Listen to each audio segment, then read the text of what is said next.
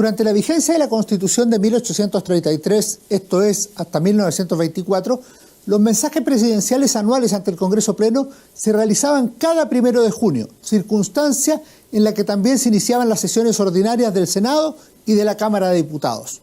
La Constitución de 1925 cambió la fecha y fijó el 21 de mayo, en recuerdo de la gesta de Arturo Prat en Iquique en 1879, como el día en el cual el presidente de la República debía rendir su cuenta sobre el estado político y administrativo de la nación.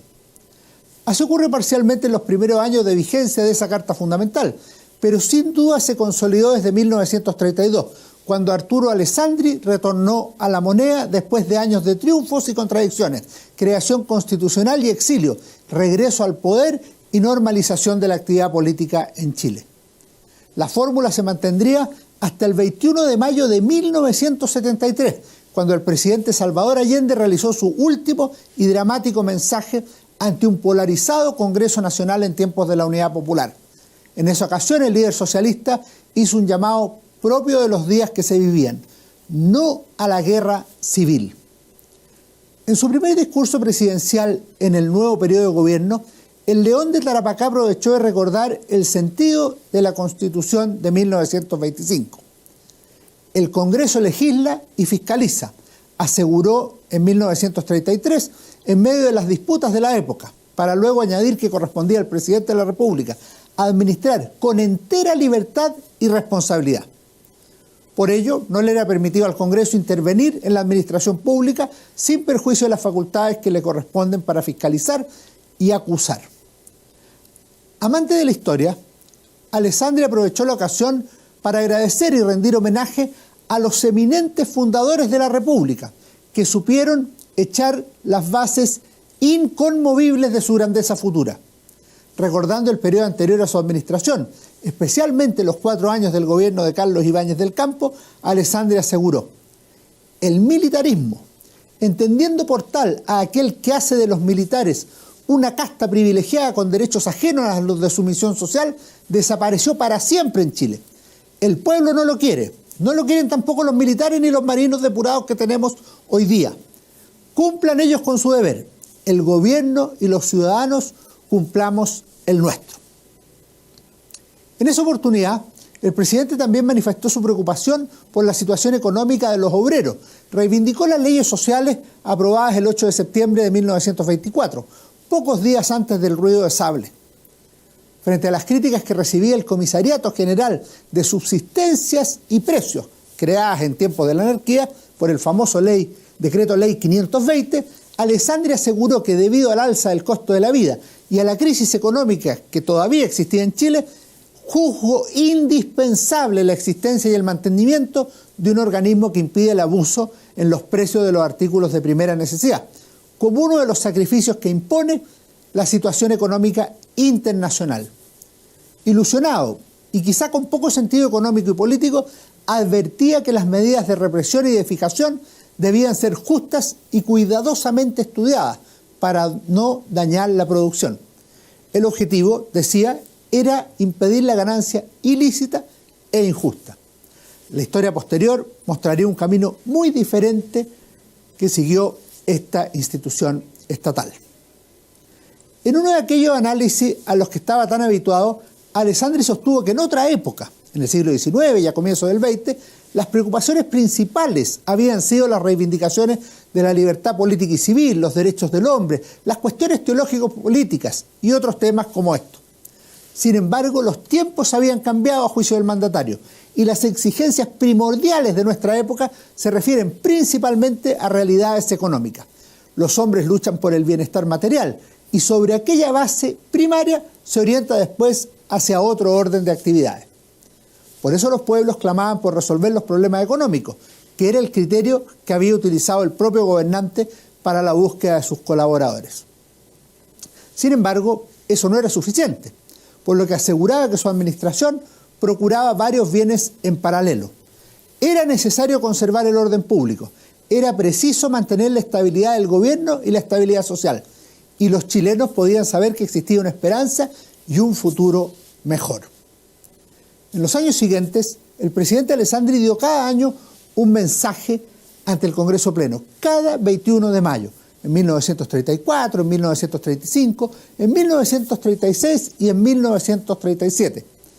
Había temas puntuales y otros de más trascendencia, apelaciones a la historia y también mirada hacia el futuro, cuenta de lo hecho y promesas, referencias al contexto internacional y análisis sobre la situación política y económica de Chile.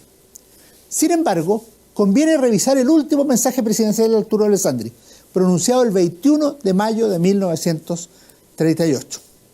Para entonces, el ambiente político registraba una nueva polarización y una creciente división a nivel nacional, por los problemas acumulados durante años, la formación y desarrollo del Frente Popular, la personalidad del gobernante y, sin duda, por la inminente elección presidencial que tendría lugar el 25 de octubre de 1938. El país, en muchos aspectos, estaba mejor que cuando Alessandri había regresado a la moneda en 1932. La economía se había recuperado y el régimen político se había consolidado después de años de dificultades. Como solía hacerlo, en esa ocasión el presidente realizó una larga exposición, incluso más larga que las anteriores, muy detallada y con clara conciencia histórica. Sabía que se trataba de su último mensaje. Con jactancia, aseguró que Chile es hoy día un modelo de orden y prosperidad, en medio de un discurso que se extendió por más de 2 horas y media. Alessandri estaba feliz, porque las finanzas del país estaban en orden. Sin embargo, en la ocasión también se notó la división política que vivía la sociedad y las fuerzas que tuvieron precisamente el 21 de mayo una de sus manifestaciones más tristes e inéditas. El Frente Popular, en una actitud bastante poco comprensible, había señalado su desagrado frente al presidente de la República y su participación en la sesión inaugural del Congreso ese 21 de mayo, ya que éste habría negado una reunión a los parlamentarios del Frente Popular, desaire que los movía a protestar. El diputado radical Gabriel González Videla pidió autorización para leer una declaración antes que comenzara a hablar el gobernante, pero el presidente del Senado, Miguel Cruchaga, dio su palabra de inmediato al presidente Alessandri, como era obvio, porque para eso era la sesión del 21 de mayo. Diversos senadores y diputados se pusieron de pie para retirarse, en tanto el jefe del nazismo chileno, Jorge González Fomarés, llamó a los dirigentes del Frente Popular a permanecer en la sesión, pero para boicotearla. Tras ser agredido el líder nazista, se produjo un hecho increíble, como consignó el diario de sesiones del Congreso Pleno. El señor González Fomarés, desde la mitad del pasillo central, dispara su revólver y es inmediatamente sujetado por oficiales de carabineros y personas circundantes, algunas de las cuales lo golpean antes de que sea sacado de la sala. Sin duda, impresionante.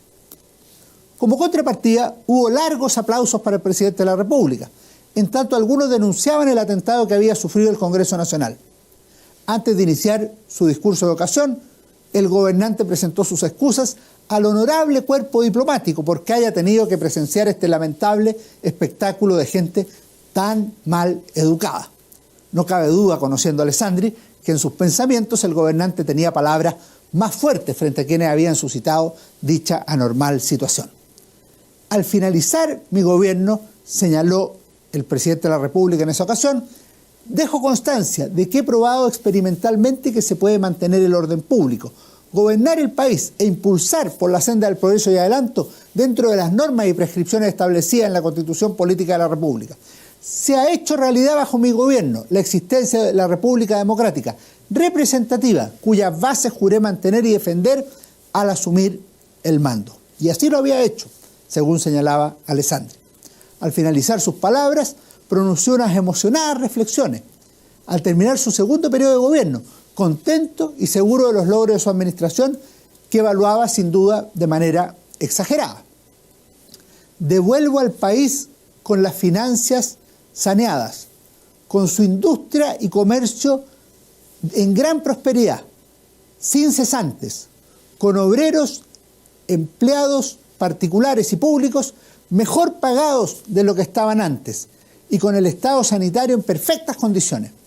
Este país es hoy día un modelo de orden y prosperidad en todas sus actividades y energías nacionales. Lo reconocen los que imparcialmente nos miran desde afuera. He cumplido lealmente con mi deber. Mi conciencia está tranquila. Finalmente, pedí a la divina providencia que Chile continuara en la ruta próspera de orden, de progreso y bienestar en la que yo lo entrego. Como es previsible, en el análisis presidencial se mezclaban dos cosas. Por una parte, lo que ha sido una tradición en este tipo de actos. Los gobiernos celebran y justifican sus propias acciones en una ocasión que se presenta propicia para ello. Por otra parte, una realidad. En esa década, precisamente bajo el gobierno de Arturo Alessandri Palma, se produjo la recuperación económica tras la crisis mundial de 1929 y se consolidó la democracia chilena, que se extendería con sus luces y con sus sombras hasta 1973. Muchas gracias. Nos vemos.